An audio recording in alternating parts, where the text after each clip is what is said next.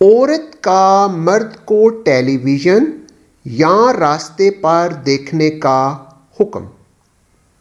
سوال ہے، سڑک پر فطری نظر یا ٹیلی ویژن کے پروگراموں کے دوران عورت کے مرد کو دیکھنے کا کیا حکم ہے؟ تو علماء کرام جو اس کا جواب فرماتے ہیں، عورت کا مرد کو دیکھنا دو انداز سے خالی نہیں، چاہے وہ ٹیلی ویژن ہو یا اس کے علاوہ کسی دوسری حالت میں۔ نمبر 1، لذت و شہوت کی نظر سے دیکھنا یہ حرام ہے کیونکہ اس میں خرابی اور فتنہ ہے۔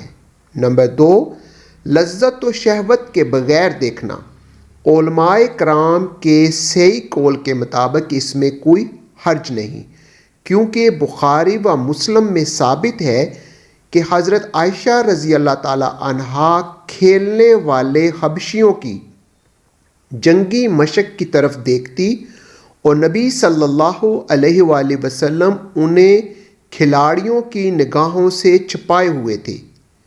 آپ صلی اللہ علیہ وآلہ وسلم نے ان کو کھیل دیکھنے دیا، اور اس لیے بھی کہ عورتیں بازاروں میں چلتی پھرتی ہیں اور مردوں کو دیکھتی ہیں، اگرچہ وہ با پردہ ہی ہوتی ہیں، تو عورت مرد کو دیکھ رہی ہوتی ہے اگرچہ مرد اسے نہیں دیکھ رہا ہوتا، لیکن شرط یہ ہے کہ کوئی شہوت و فتنہ نہ پایا جائے، اور اگر شہوت یا کوئی فتنہ ہو تو دیکھنا حرام ہے، اگرچہ ٹیلی ویژن یا اس کے علاوہ کہیں بھی۔